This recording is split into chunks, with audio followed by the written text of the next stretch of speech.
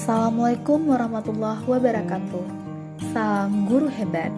Saya Julia dari SMA Negeri 1 Mutiara.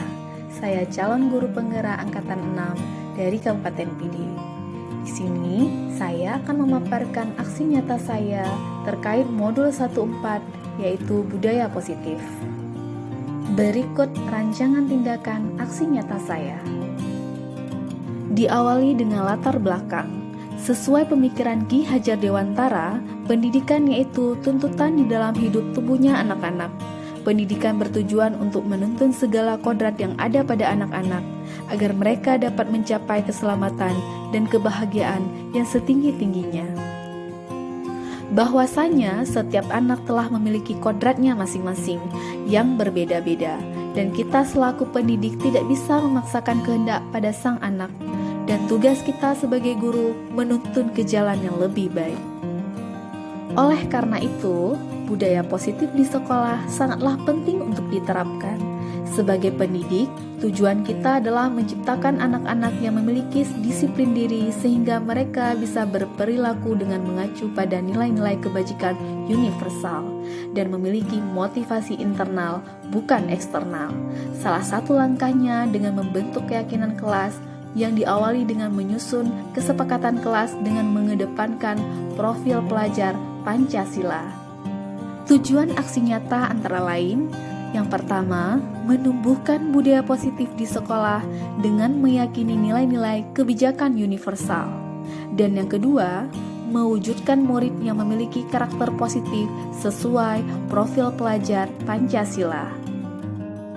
Yang menjadi tolak ukur adalah terbentuknya kesepakatan dan keyakinan kelas yang disusun bersama guru dengan murid, serta murid dengan konsisten menjalankan keyakinan kelas yang telah disepakati bersama untuk menerapkan budaya positif di sekolah sesuai profil pelajar Pancasila.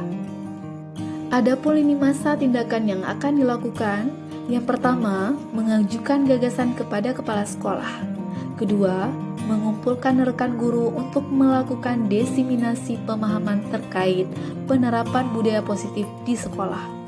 Dan yang ketiga, menumbuhkan dan membiasakan kesepakatan dan keyakinan kelas. Dan yang keempat, melakukan evaluasi dan refleksi. Dukungan yang dibutuhkan dalam aksi nyata ini yaitu dukungan dari kepala sekolah, rekan guru, serta murid agar tindakan aksi nyata berjalan sebagaimana mestinya, serta sarana dan prasarana untuk menumbuhkan budaya positif di sekolah.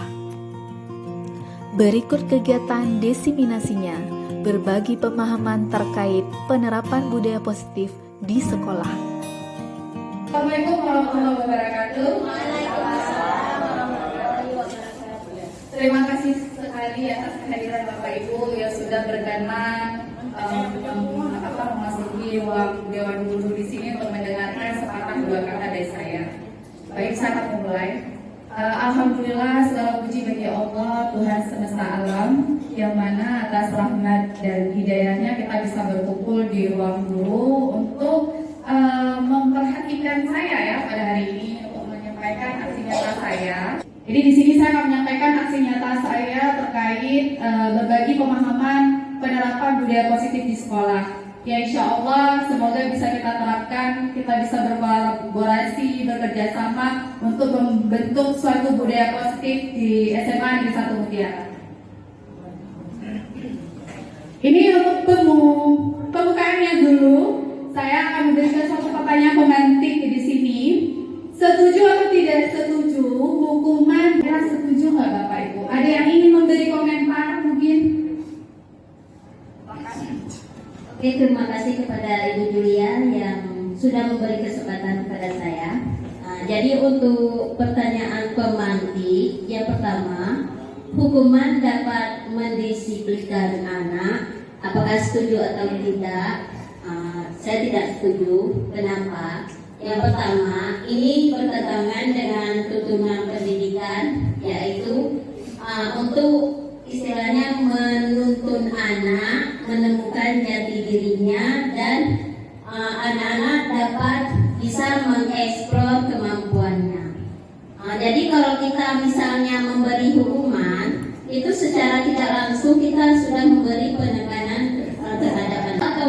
tuntunan pendidikan kita tidak akan berhasil.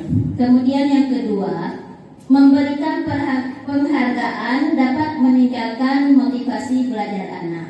Nah, kalau ini saya sepakat atau setuju. Kenapa? Karena penghargaan itu tidak semata-mata dalam bentuk benda. Ketika anak-anak memberikan pendapat, kita memberikan aplaus, itu sudah termasuk hal yang luar biasa pada anak. Terima kasih. Assalamualaikum warahmatullahi wabarakatuh. Mengarah ke setuju atau tidak setuju, atau tepat atau tidak tepat, ya seperti itu ya. Selanjutnya, ini yang akan saya sampaikan mungkin banyak ya poin-poinnya. Semoga masih tetap segar untuk mendengarkan arahan dari saya. Ada 7 poin di sini, jadi nanti akan saya uraikan satu persatu. Yang pertama, perubahan paradigma belajar. Di sini saya akan mengajak Bapak Ibu untuk merenungkan ibaratnya seperti yang tertera di layar. Ada bayangkan ada selembar kertas dan tulis di situ sesuatu hal yang paling berharga dalam diri Bapak Ibu.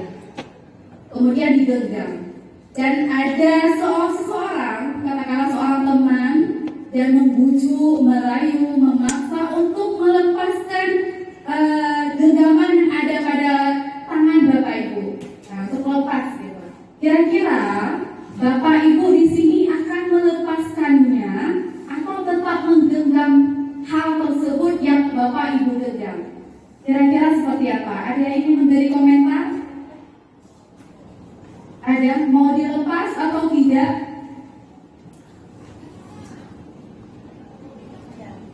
Tidak? Jawabannya banyak tidak ya? Tidak? Oke. Yang bisa menentukan keberhasilan kita, keputusan kita, pendapat kita, ahli kontrol kita itu siapa sebenarnya? Menurut Dr. William Glasser, jadi yang bisa menentukan ataupun mengontrol diri kita sendiri itu adalah diri kita sendiri, bukan orang lain. Jadi hal ini berlaku kepada anak didik kita. Kita tidak bisa memaksakan kehendak kepada si A, bahwa si A harus sama dengan si B, itu tidak bisa. Karena sejatinya sesuai dengan paradigma pembelajaran oleh Ki Hajar Dewantara, bahwa kita sebagai seorang guru menuntun sang anak sesuai kodratnya, baik kodrat alam maupun kodrat zamannya. Jadi anak tersebut tidak bisa kita paksakan, oh dia harus sukses, misalnya dia harus diarahkan ke dokter, tidak bisa, dia harus diarahkan ke pilot, tidak bisa, karena sang anak itu memiliki karakteristik yang berbeda-beda. Jadi tugas kita di sini adalah menuntun, bukan mengontrol. Jadi sesuai dengan poin pertama yang akan saya sampaikan di sini adalah penerapan disiplin positif untuk pembentukan karakter sang anak. Di mana sebagaimana yang kita ketahui, disiplin itu merupakan suatu bentuk dari kepatuhan yang harus dipatuhi oleh seseorang. Nah, sebenarnya penerapan disiplin positif itu merupakan salah satu cara penerapan disiplin yang bertujuan untuk menumbuhkan kesadaran dari diri dia tanpa ancaman, tanpa hukuman, tanpa bentuk penghargaan, tapi real dari diri dia sendiri. Itu bentuk disiplin positif. Nah, tujuannya untuk apa? Membentuk karakter profil pelajar Pancasila. Mungkin di sini saya tidak akan menguraikan karena sebelumnya di IHT kita sudah memperoleh ini, jadi saya tidak akan menjelaskan lagi. Kemudian motivasi perilaku manusia. Kira-kira motivasi untuk perubahan pada ada diri manusia itu apa kira-kira? Jadi ada 3 poin Bapak Ibu di sini. Yang pertama, untuk menghindari ketidaknyamanan atau hukuman. Ada seorang anak yang mau ke sekolah, mau belajar karena dia semata-mata menghindari hukuman. Baik hukuman mungkin dari rumah atau dari guru. Jadi itu motivasi yang bersifat eksternal. Kenapa eksternal? Karena bersifat dari orang luar, bukan dari dia sendiri. Kemudian untuk mendapatkan imbalan dari orang lain, bisa bentuk penghargaan, bisa bentuk hadiah. Nah, itu juga bukan internal Bapak Ibu. Dan di sini saya akan menjelaskan perbedaan antara hukuman, penghargaan, konsekuensi, dan restitusi.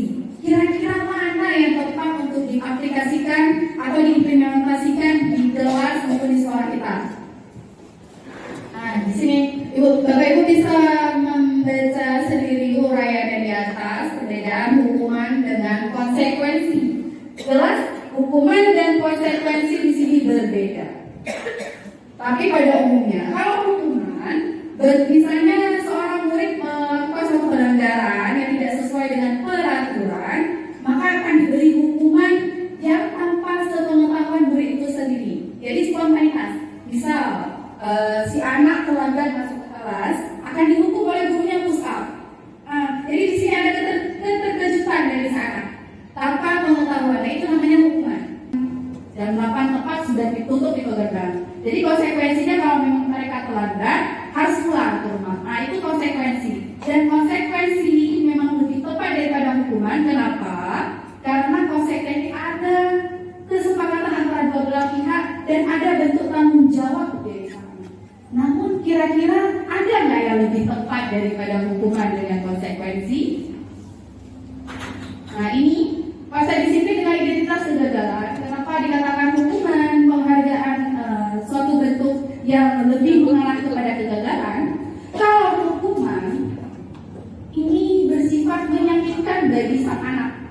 Mungkin kalau kita lihat dari karakter mereka anak yang cakap, saya bisa katakan bisa anak yang budi pekertinya agak kurang sedikit, bandel istilahnya.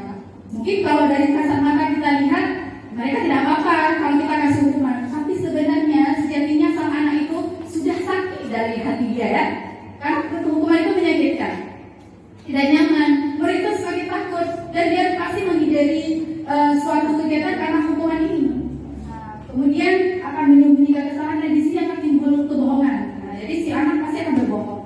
Kemudian, jadi hukuman itu tidak efektif. Kemudian penghargaan mungkin bagi kita, saya pribadi sering memberikan penghargaan kepada anak. Siapa yang cepat mengumpul dapat poin plus, dapat permen, ataupun dapat hal-hal bentuk penghargaan lainnya. Sebenarnya itu tidak efektif, Bapak Ibu. Kenapa? Karena itu bersifat jangka pendek. Si anak cuma mengharapkan suatu bentuk penghargaan, bukan kesadaran diri dia sendiri. Jadi kan pernah pengalaman saya sendiri, besoknya langsung ditanya, Bu, ini dapat permen ke hari ini? Bu, hari ini dapat plus bukan? Saya maju ke depan. Jadi cuma semata-mata mereka maju ke depan untuk mendapatkan penghargaan. Jadi bersifat jangka pendek. Dan seperti tertera di layar akan merusak hubungan, timbul persaingan, akan merasa lebih minder karena sektor merasa saya tidak akan mendapat penghargaan karena kawan saya lebih unggul. Jadi penghargaan itu juga kurang efektif. Baik, selanjutnya konsekuensi seperti yang saya katakan tadi, bahwa di sini ada sanksi, ada kesepakatan antara dua belah pihak, penguatannya juga jangka pendek dan kehilangan waktu memenuhi kesalahan. Memang di sini konsekuensi walaupun bisa dikatakan efektif, tapi belum sempurna keefektifannya. Dan lebih tepat di sini adalah namanya restitusi. Nah, di sini seperti tertera di layar.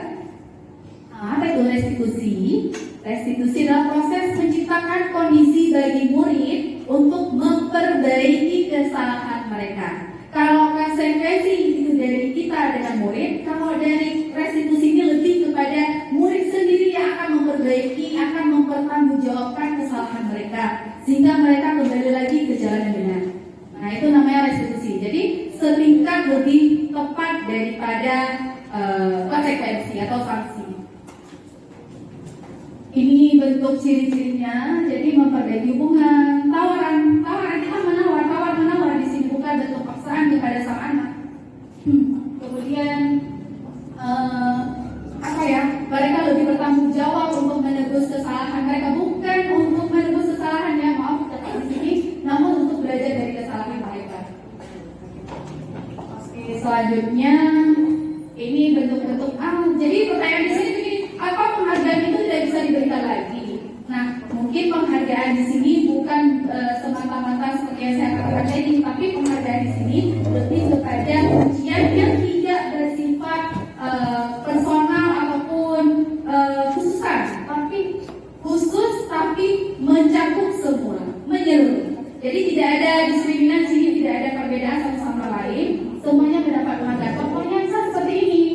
ketika si anak sudah bersih, piket, kita ucapkan terima kasih atas sudah membersihkan kelasnya.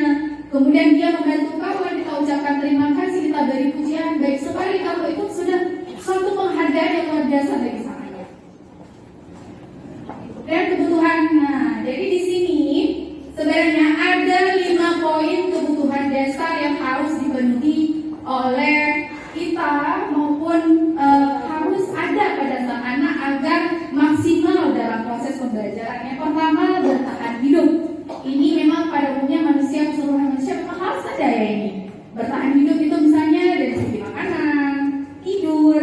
Jadi kenapa bisa ada kendala di lapangan, si anak nggak mau belajar, makan aja belum, sarapan aja belum di rumah. Jadi ini belum jatah jam istirahat, tapi mereka sudah ke kantin. Karena kenapa? Kebutuhan dasarnya itu belum terpenuhi. Anak tidur di kelas, kenapa? Karena dia begadang malamnya. Jadi kebutuhan dasarnya juga belum terpenuhi. Kemudian kasih sayang dan rasa diterima. Nah, itu bentuk kasih sayang dari kita, dari kawan-kawannya, dari bentuk perhatian satu sama lain. Itu sangat dibutuhkan. Mungkin hal itu sepele bagi kita, tapi bagi sang anak itu sangat berharga. Kemudian penguasaan. Nah, penguasaan ini bentuk pengakuan dari kita sebagai guru maupun dari teman-temannya bahwa dia bisa menyanggupi segala sesuatu dalam pembelajaran misalnya. Itu penguasaan. Kebebasan. Nah, poin kebebasan di sini di mana siswa itu tidak dikekang, tapi bebas berekspresi, bebas bereksplorasi. Jadi tidak semata-mata harus terikat dengan sesuatu hal yang ada konsepnya, tapi dia bebas berekspresi. Dan yang terakhir, bentuk kesenangan. Nah, kesenangan di sini yang namanya anak-anak zaman sekarang itu sukanya yang fun, yang buat mereka relax, ketawa. Jadi kebutuhan 5 kebutuhan ini memang agar efisien dalam proses pembelajaran harus terpenuhi. Kemudian, nah di sini posisi kontrol. Posisi kontrol guru ada 5 posisi kontrol guru di sini, yaitu sebagai penghukum, pembuat rasa bersalah, teman, pemantau, dan manajer. Penghukum bisa ibu perhatikan di sini, mungkin tulisannya agak kecil ya. Penghukum di sini jelas-jelas tidak tepat. Kenapa tidak tepat?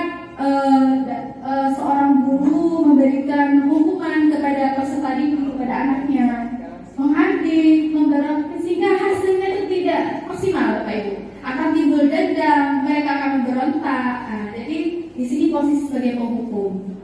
Kemudian posisi sebagai pembuat orang merasa bersalah, ibu kecewa akan kamu. Mungkin kita secara langsung pernah yang mengatakan seperti itu.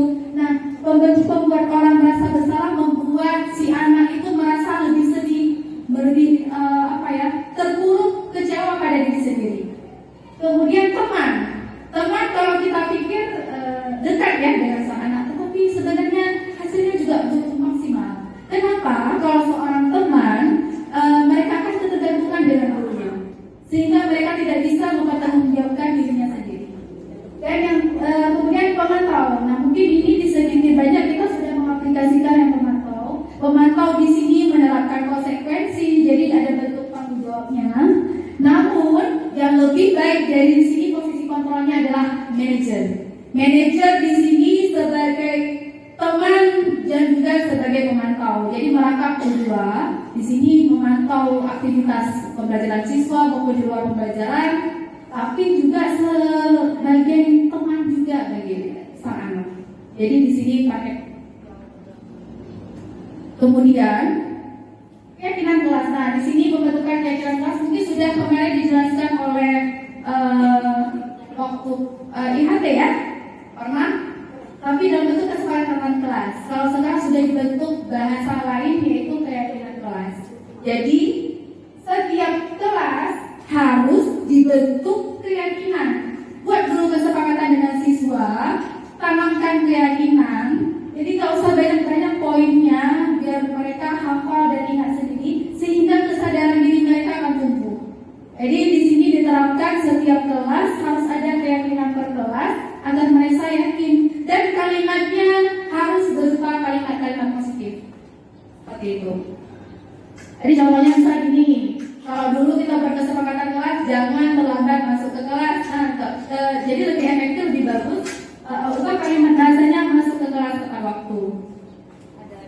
Dan yang ini yang ingin saya sampaikan terakhir, yaitu bentuk segitiga restitusi.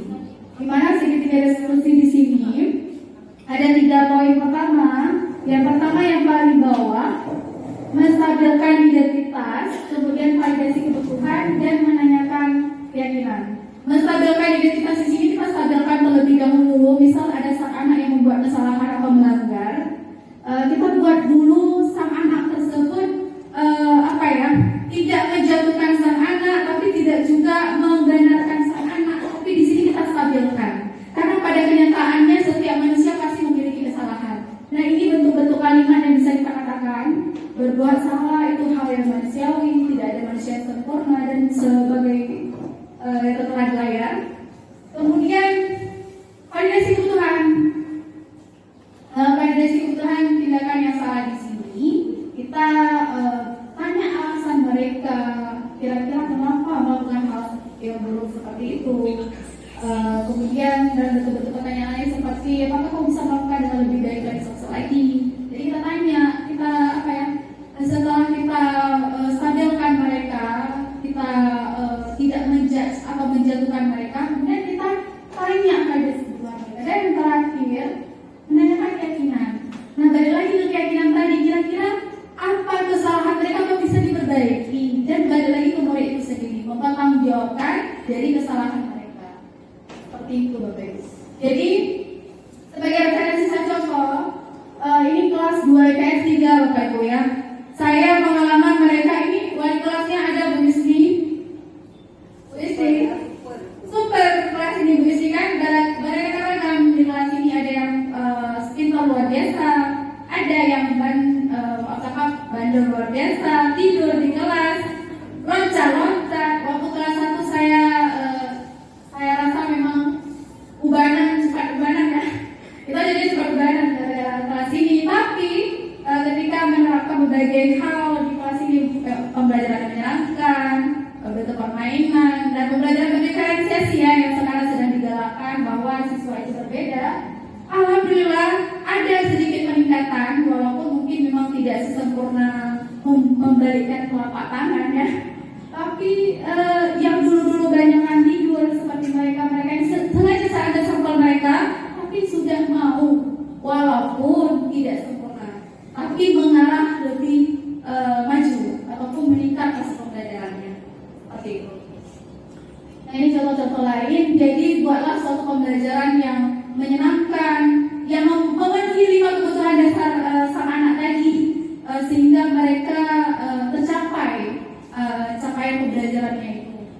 Jadi memang ini di sini dituntut kreativitas dari kita sebagai guru. Dan masih ada mungkin sekian, ada yang ingin ditanyakan? Kalau tidak, cukup sekian. Terima kasih sekali atas perhatiannya. Saya ucapkan wabillahi taufiq wal hidayah. Wassalamualaikum warahmatullahi wabarakatuh. Waalaikumsalam. Berikut bentuk kesepakatan kelas dan keyakinan kelas yang telah saya bentuk selama ini.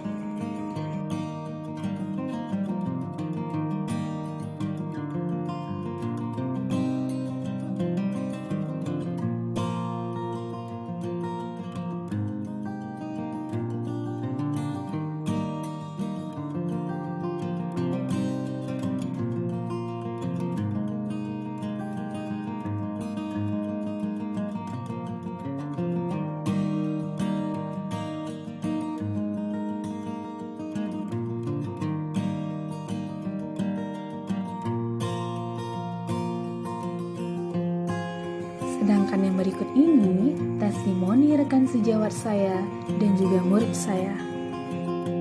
Assalamualaikum warahmatullahi wabarakatuh.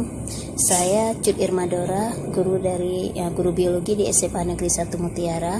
Saya akan memberikan umpan balik terhadap aksi nyata yang telah ditampilkan oleh Ibu Julia, calon guru penggerak angkatan 6. Jadi dari hasil presentasi Ibu Julia tadi, Nah,